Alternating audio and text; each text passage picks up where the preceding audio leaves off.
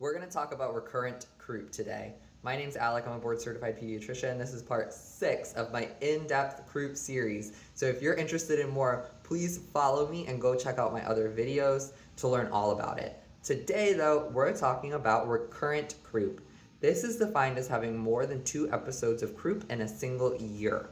Now, if this is happening, this sends off some little signals in the back of my head that make me say, is something going on a little bit more than just our typical croup?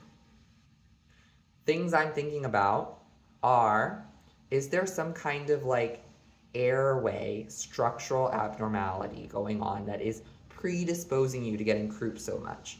These are going to be like tons of fancy medical words, but things like a laryngeal cleft, bad laryngomalacia, subglottic hemangiomas, subglottic stenosis, all of these different things and more, right? Do we need to evaluate for this? Should we consider being sent to an ear, nose, throat doctor or like an airway clinic to take a look in there and see if something's going on? Now, I will say, like, there's a wide difference in how like you can present with more than 2 episodes of croup in a year.